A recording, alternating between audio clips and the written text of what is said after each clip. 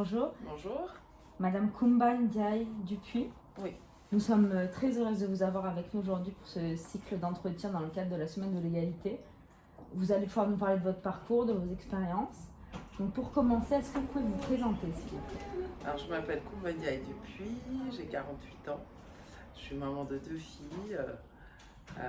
Je suis conseillère en bien-être holistique.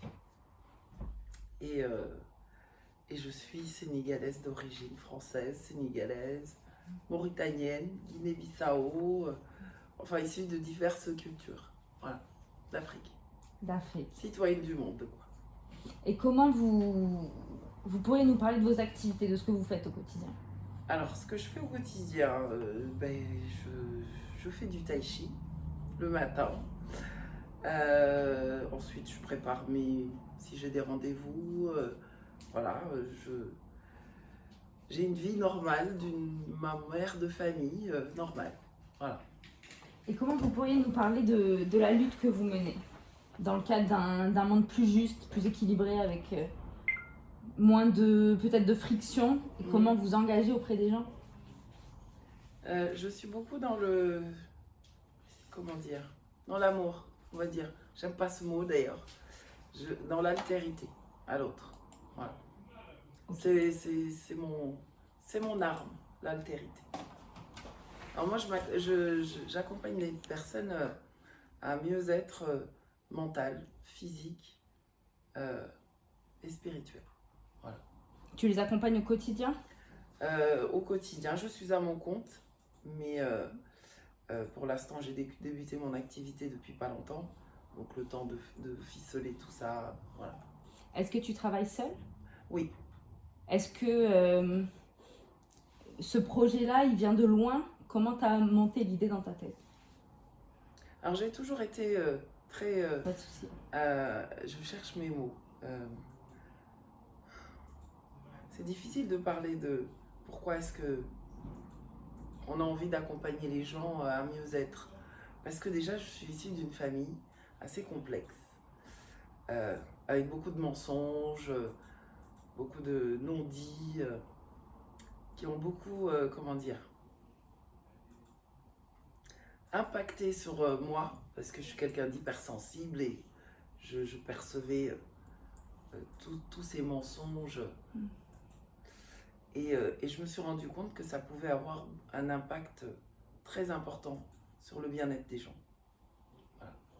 Et j'ai eu envie d'accompagner les personnes à se déculpabiliser déjà, d'une part.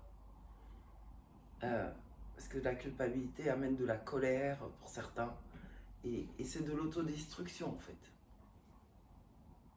Oui, tout à fait. Et moi, je me demande en fait si comment dire, moi aussi je cherche mes mots du coup, cette force-là, je pense, de sensibilité et d'observation que tu as eue et qui font que tu as cette activité sociale-là, aujourd'hui humaine en fait.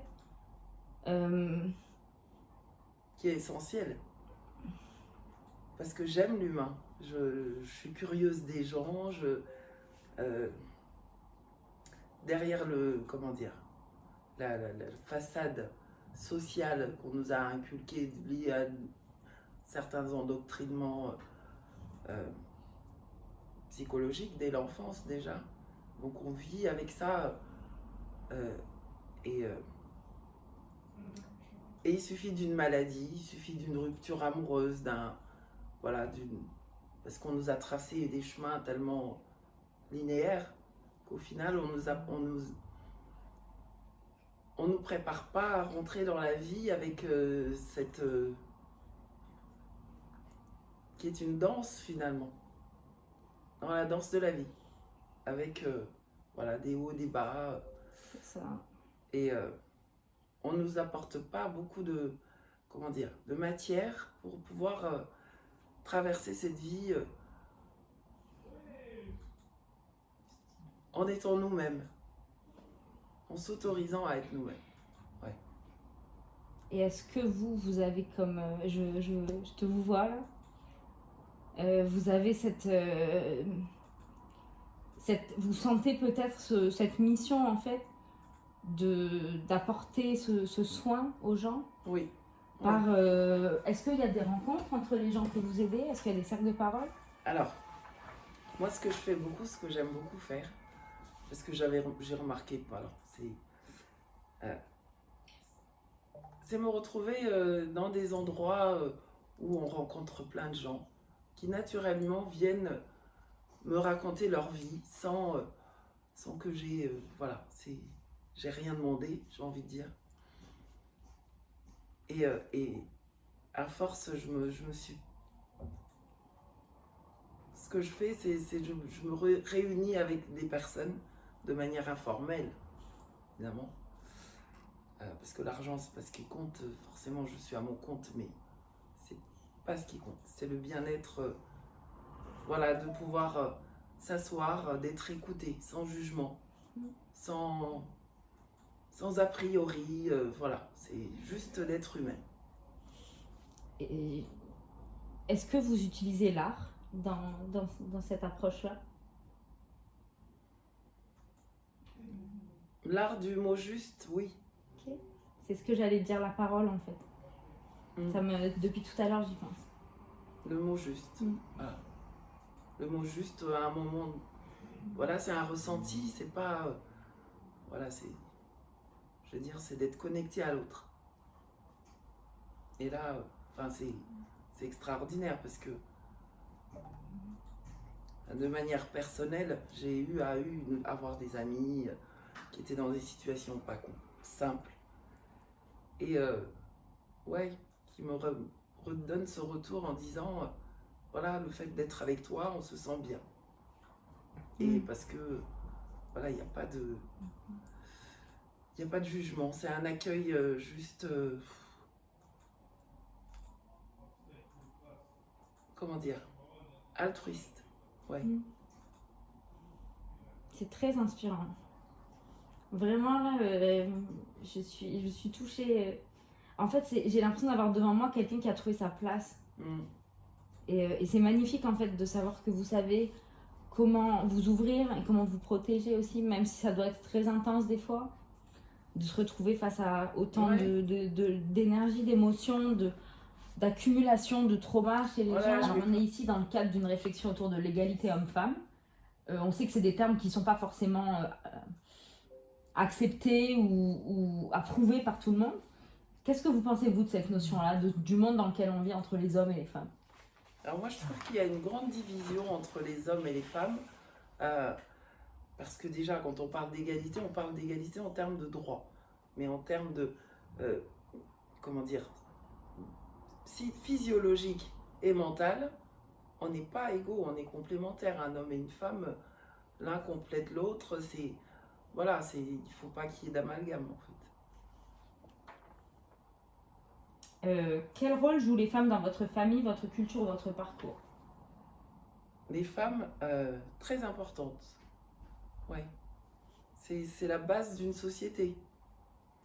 Et elles sont responsables aussi de pas mal de maux, de la grande majorité des maux. Ça, c'est mon point de vue.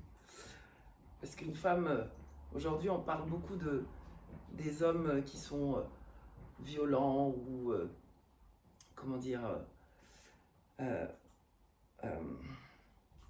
sexistes. Mais la base, c'est la femme, c'est la mère. Parce que derrière chaque grand homme, on dit qu'il y a une femme, mais derrière chaque...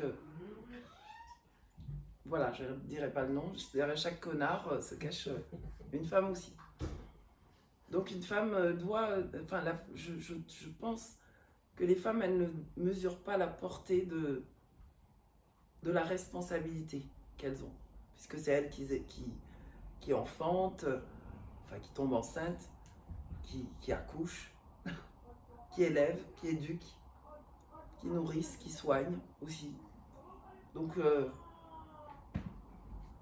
elles sont responsables de ce que la société est aujourd'hui. Ça, c'est mon point de vue. Quelle est la différence pour toi entre les modèles patriarcaux en Afrique, différentes cultures, et les modèles patriarcaux? Je trouve qu'en Afrique, par exemple, les sociétés sont matriarcales, ça c'est un fait. Pas de souci, on va passer à la partie résistance et résilience. Quelles ressources personnelles ou collectives vous ont aidé à dépasser ces obstacles? Tous les obstacles que vous avez eu sur votre route, que ce soit les discriminations, les freins. Alors moi de discrimination, j'en ai, pour parler de discrimination, j'ai pas réellement subi de discrimination à part pour ma taille, parce que je suis très grande, je fais 1m90. Et sur intrafamilial également, mais pas sur ma couleur de peau. Enfin, si je l'ai vécu intrafamilial sur la couleur de peau, ma taille, parce que forcément différent entre frères et sœurs. Et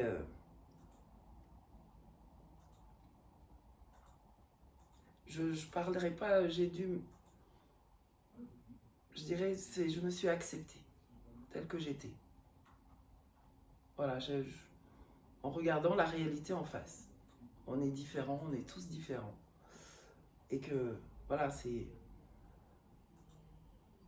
Et encore une fois, de l'altérité vis-à-vis de l'autre. De l'accepter. Ouais. Ouais, c'est clair. Alors, y a-t-il des femmes dans votre famille, dans votre communauté ou des figures publiques qui vous inspirent par leur force et leur résistance? Non. Non. Que signifie pour vous la notion de résilience? C'est l'acceptation. D'accepter ce qui est, la réalité. Juste. Et de se dire que rien n'est... comment dire? C'est le phallogramme plat. C'est... la vie, elle est faite de vagues. Et pour moi, la résilience, c'est de savoir accepter les bons comme les mauvais moments. Et d'en sortir, d'en faire une analyse si logique et d'en tirer quelque chose qui est précieux finalement. Qui fait que, voilà, on sait qui on est. Ouais, on se connaît plus profondément encore. Quelle place l'art et la culture ont-ils dans votre vie évolue?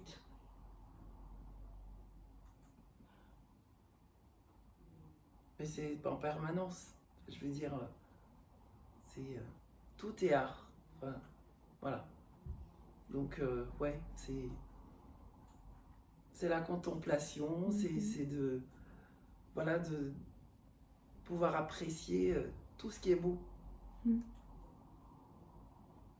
Qu'aimeriez-vous que le public retienne de votre témoignage dans cette exposition? Qu'il faut qu'il y ait une décolonisation des esprits, du mental, d'aller à la découverte de soi et non sur des modèles d'autrui, parce que chacun a son histoire et que toutes les personnes qui ont traversé des choses difficiles avec leurs propres armes et leur propre personnalité, on ne peut pas s'en inspirer puisque c'est l'autre. L'idée, c'est d'aller à la rencontre de soi. Ouais, voilà. Si vous aviez un message à adresser aux jeunes femmes racisées d'aujourd'hui, quel serait-il? Vous êtes des citoyennes du monde, donc vous avez le droit de tout faire. Au-delà de la couleur de peau, de taille, enfin... Ouais, c'est s'accepter. Tout simplement. C'est un beau message pour terminer cet entretien. Merci beaucoup. Oh là là, mon Dieu. Merci beaucoup.